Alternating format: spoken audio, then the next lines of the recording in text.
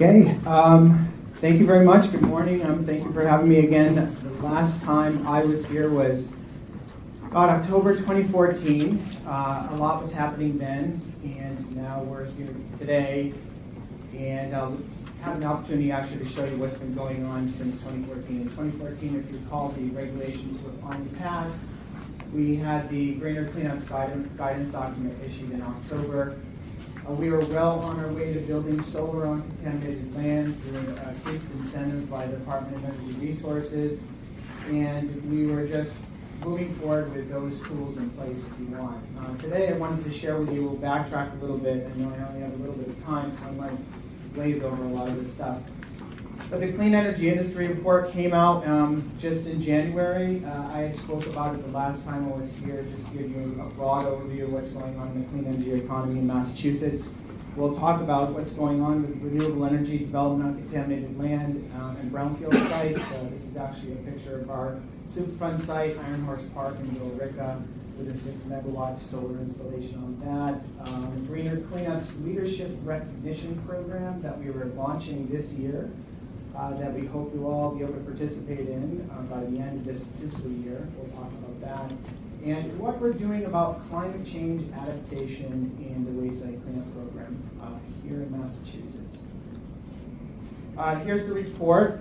It looked like blue last year and it looks like this year, and you can obtain a copy with hyperlink. Are these posted online after this? If you want, there's a lot of material in it. It's a really great read.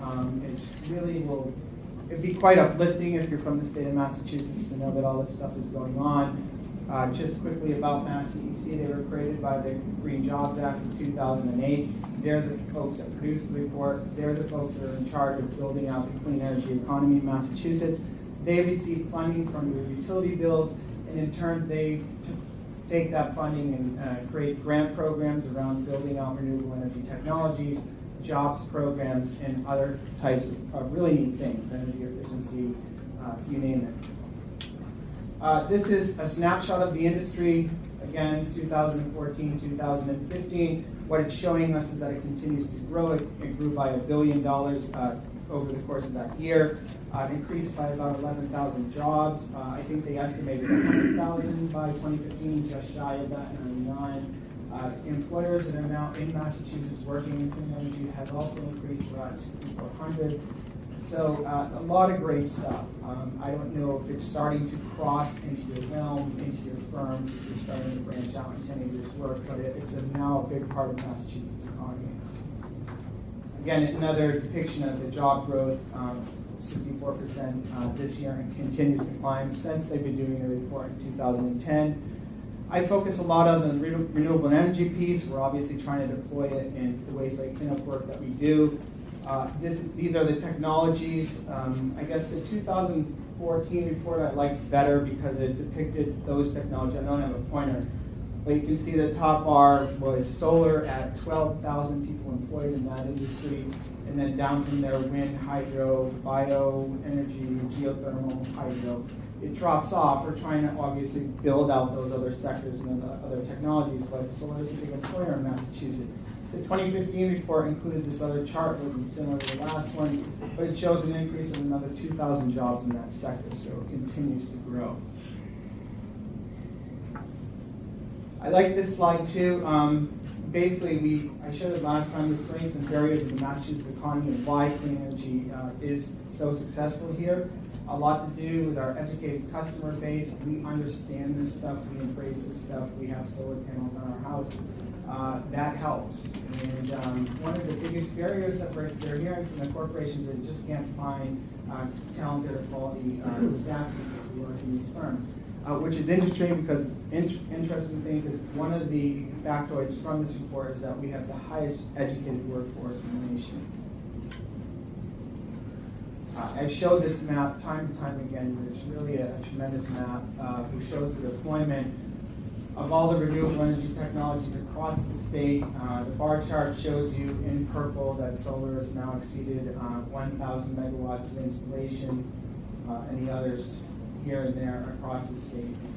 And the green depicts those communities that are green communities based on the Green Communities Act, and some of you might be living in those towns. Shifting gears and now talking a little bit closer to home about what we're doing. We're trying to deploy PV on contaminated land and brownfield sites in Massachusetts. They were incentivized by DOER, like I said, in 2014. This map depicts those installations that are there. On this map, and get ready for it. If it's operating, it's yellow. If it's proposed, it's orange. And the proposed projects are those that came in under the new DOER program. They were determined to be brownfields. They qualify for the 80% SREC incentive, and they're under development at this point, with the exception of one.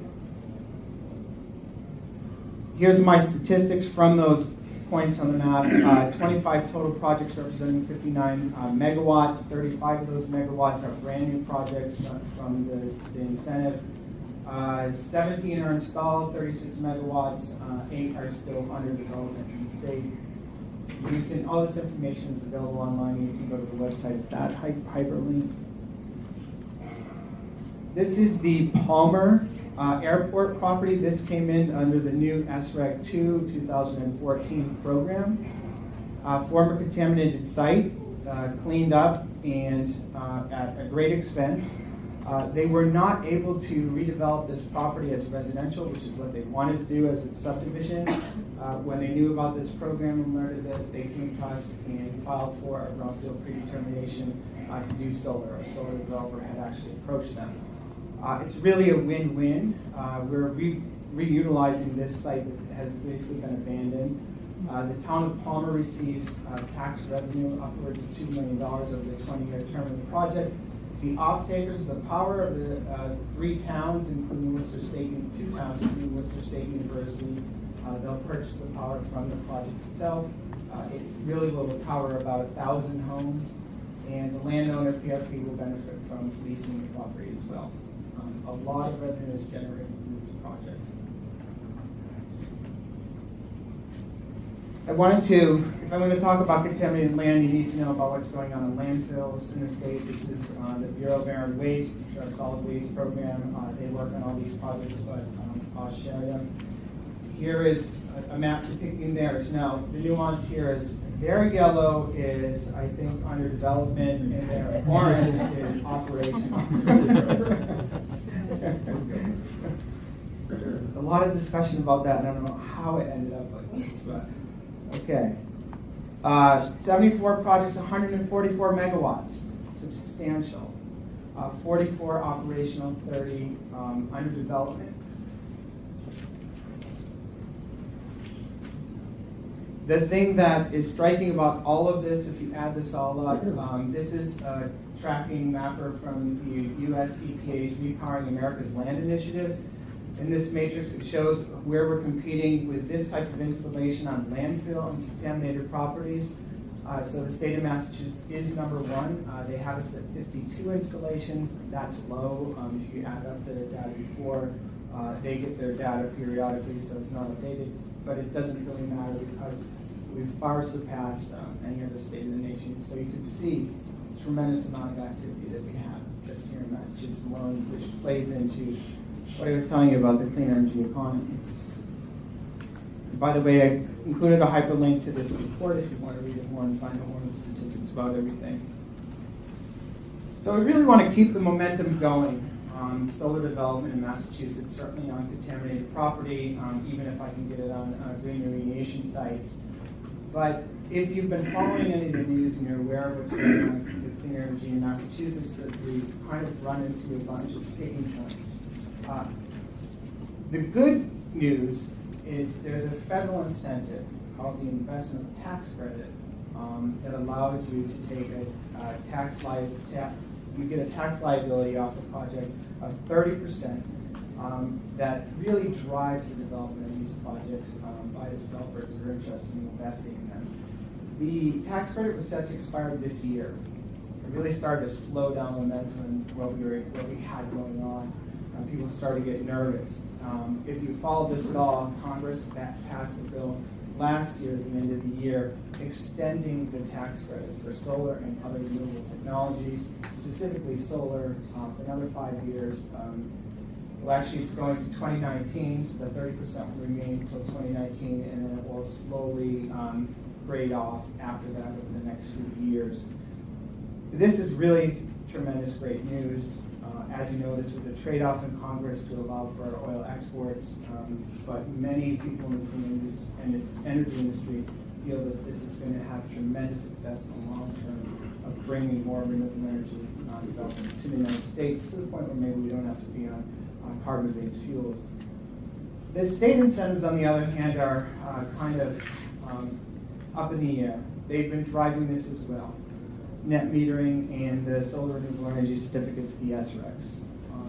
Net metering is allowed only at this point by statute for 4 and 5%, 4% on private, 5% on public, of the power in the grid. Additional, and allows for it to be moved around. So net metering allows that power from Palmer to go to the town of Spencer. And projects can be developed that way. It always also allows for you to, if you have solar on your house, receive a payment from the utility for the power that you generate in excess of the power that you use. Those caps have been met, essentially. We've built them all out. I showed you a great success we're having. So therefore, we're waiting for the legislature to, again, raise those caps, and only they can do that. And they've done that twice already, so we're in this game again. There is a proposal from the administration to raise them another 2%, both private and public. You should know that residential is not part of the cap, so we'll continue to go to the net meter in those situations. The way that we know, and everybody looks at where the cap is at, is that there's a waiting line, there's a queue for getting those net metering credits and qualifying for them at the Department of Public Utilities. And this is what the queue looks like, and this is the way the tax credits are the net metering caps is broken up by grid territory. And it's a total of about 999 megawatts, 1 gigawatt. I circled in red National Grid 121 megawatts that are pending. Those projects are not going to qualify for net metering. Those are our 30 landfill projects that are waiting to be plugged in and to qualify. It is really stymied development at this point. Until they get raised and that megawatt capacity gets raised, those projects won't be able to go forward. And anyone else who's trying to get in line at this point. There's tiny amounts of room in the NSTAR, Quimico, that's Eversource area, and all the other ones are built out. So Nantucket was been built out for a while. Oh, you can't hear me, okay. Anyways, great resource, and I don't know if I didn't include a hyperlink. Yeah, there it is, if you want to go see it yourself and see what's going on. It's probably not going to move much. SRECs. The SREC program started out, it was a goal of the administration to start out 400 megawatts. We built it out. We gave everyone that incentive, that additional financial incentive. We met that really early on. We thought it was going to last until 2020. That's why we did the 2014 program, SREC 2. They increased the goal to 1,600 megawatts. Basically 1,200 additional megawatts. It gave the favorability of brownfield landfill projects. As of February 5th, all of a sudden, we all expected it to last sometime into the spring. It just ended. There was no more capacity to give out the SRECs based on that goal. As a matter of fact, it was tremendously oversold, if you want. DOER scrambled to move projects in and out depending on if they actually qualified or not based on the applications they sent in. They did reserve 120 megawatts for residential projects, so we can continue to feed the SRECs into those projects until such time as we can figure out what will happen with the state incentives. So as we sit here today, we wait for the legislature to decide on an increase in the net metering caps and an additional state incentive program, whether that be an SREC 3 program, and we wouldn't anticipate that until sometime next year, or something else. They're looking at other state examples, such as the state of New York that has a declining block program, which is just pots of money that go in until they're used up, percentages off of your utility rate, and we might do something like that too. There's proposals about to get a feed-in tariff, so the utilities are making money on the distribution. There's proposals to not allow for the net metering to be reimbursed at the retail rate, but more at the wholesale rate. There's a whole bunch of stuff going on. Every day, the news is different, so we're waiting to see what the legislature is going to do. Greener Cleanup Leadership Recognition Program. Oh, Ellie. So politically, are the power companies fighting the cap they raise because they're losing money? Or are they trying to come up with a solution? What am I allowed to say?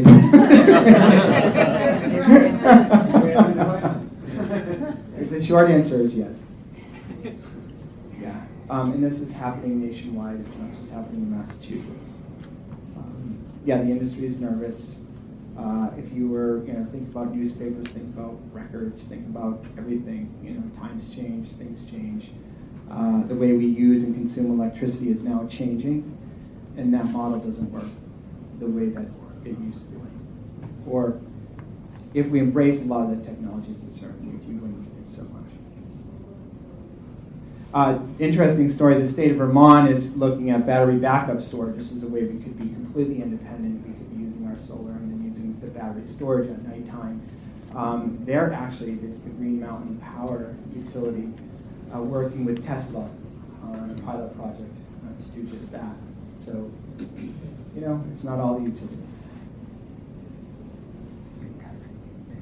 Greener Cleanup Leadership Recognition Program, we are wanting to, and hoping that you'll join us, recognize those persons, entities, and projects that demonstrate exemplary professional judgment regarding promotion, development, evaluation, implementation of activities intended to reduce the net environmental footprint of assessment and remediation conducted in accordance with the MassDEP. We came out with the regulatory changes regarding the consideration of greener cleanup principles, CMR 0191. We came out with a guidance directing you to resources that are already available in the ASTM standard guide and the use of best management practices to reduce the overall net environmental footprint of your cleanups. We're hoping that, in order to be eligible for this program, first of all, you're going to need to, again, do things in accordance with regulations. It will be applying to those submittals that we received between when we started this back, I guess it would be the fiscal year, so June 30th of last year, June 30th of this year. So anything that's submitted within this year will be considered, or this fiscal year will be considered for this recognition. The first of its kind. That is the Resolve Superfund site in Dartmouth. I don't even have it noted. Under construction, that Superfund site is 100% renewable on solar electricity. As a side, the primary focus for the recognition is going to be that you do consider the 5 core elements of greener cleanups, that you do use the guide in making a submission to us, and you identify best management practices. They don't necessarily have to be from the ASTM standard guide. As you all know, there's a table in the back that contains 160 of them. They could be some other equivalent which we had recommended in our guidance. We're asking you to submit those to us directly if you so choose. We're also looking through the state's data as well. Those submissions can come in by June 30th. We're looking at a bunch of them now. They look something like this. Great first efforts. The tables are coming in. I wish I had a pointer.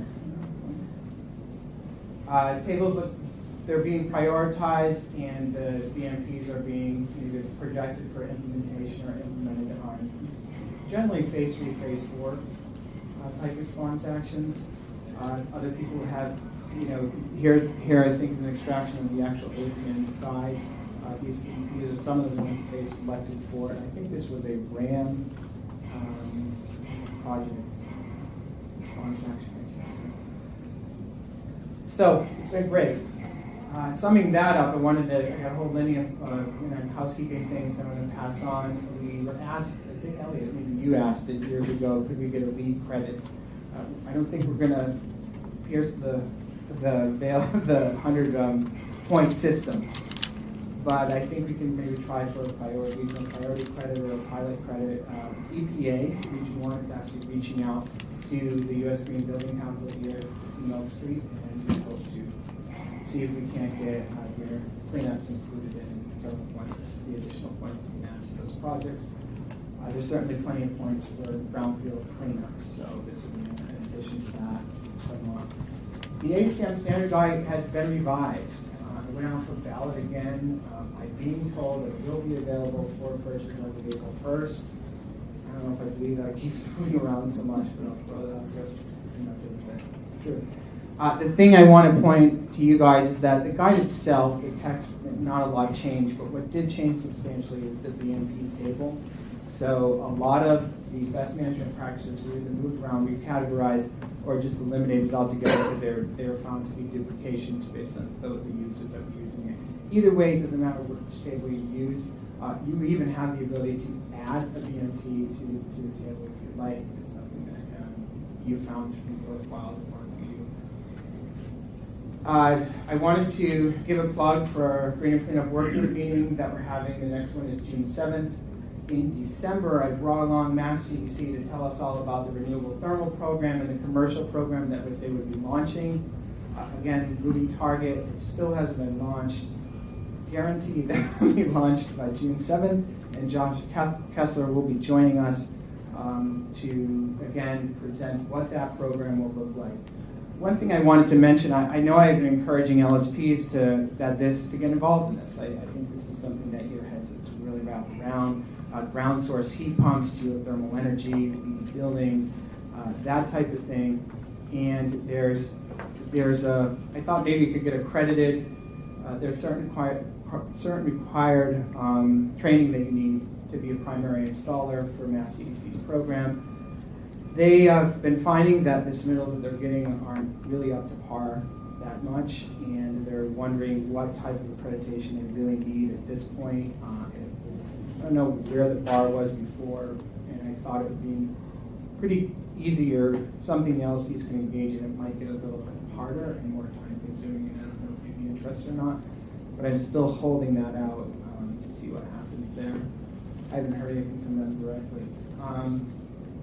The AEHS conference in October, we were there last year. We did all these great things. EPA wants to come back. They've tweaked the Superfund, the spreadsheets for footprint analysis, the quantitative evaluation that they'd really like to do another workshop on, and then we'll do another green sustainable cleanup session. We have a lot of people that are interested in presenting in that. EPA's been all over the country messaging this. They just got back from AHS's conference in California. So we'll see what happens there, but that'll be something to stay tuned for. And lastly, I want to talk about climate change. Now, there's so much we can talk about climate change, and I'm not going to get into all the technical pieces, but I wanted to tell you a little bit about where DEP and BWC in particular is going with this.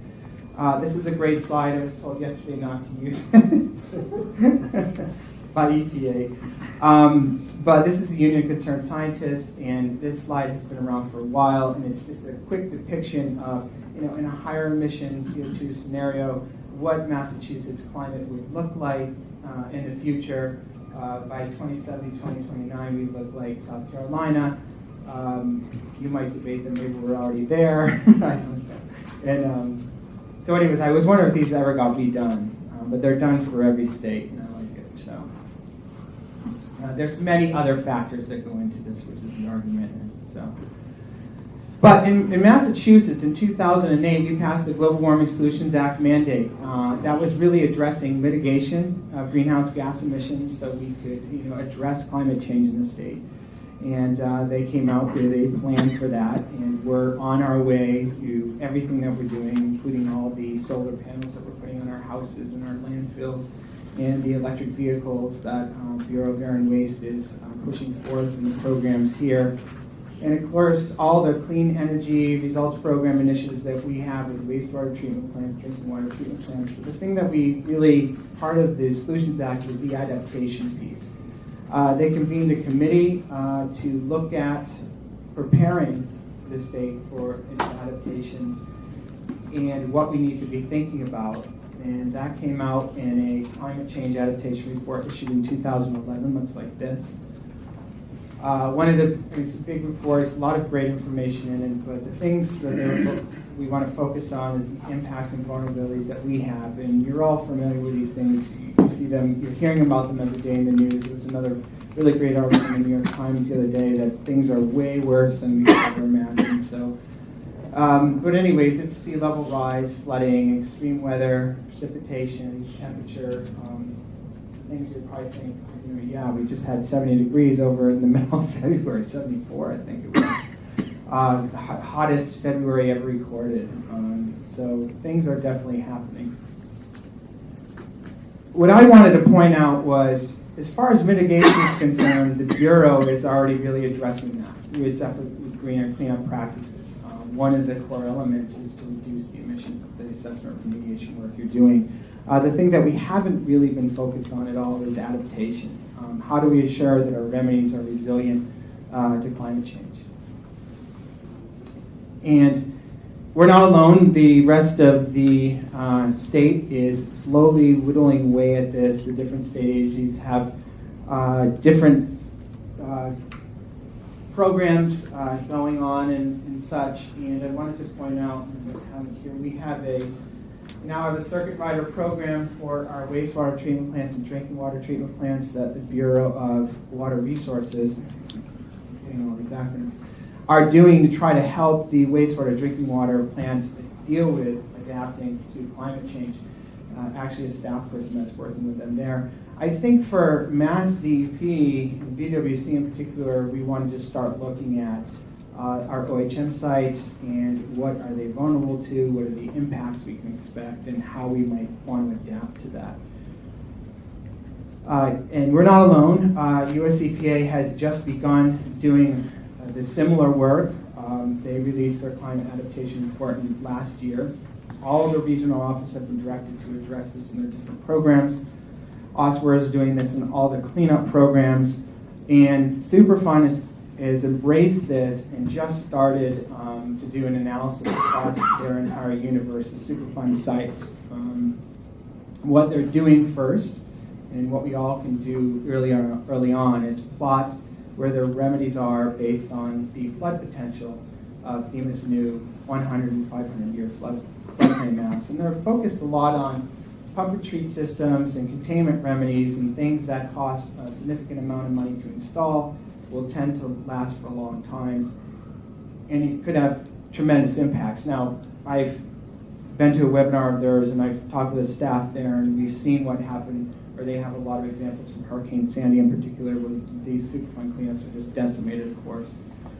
We haven't had that here yet, but they created this chart, and this is what the exercise they're going through. It's a little too early on for us, but you could see on the left-hand side they have the different treatment technologies, and then they're trying to figure out what the potential impacts would be based on the various different climate change scenarios. And in this area of the country, we're focused on flooding, inundation, extreme storms. We all know about large snow, but you can see it's still not putting it high on the list.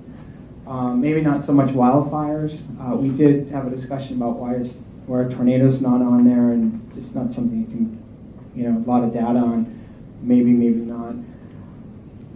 Landslide, I think, is interesting. In any event, we don't have a tremendous amount of resources, and Paul said we're hiring people, so that's good.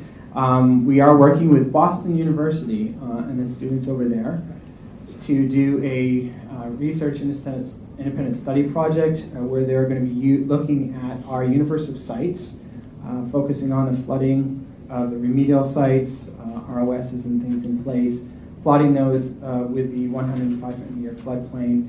They're also going to be doing a review of the individual files to see what the systems are actually comprised of, and then looking at all the available resources out there and providing recommendations of what we can do.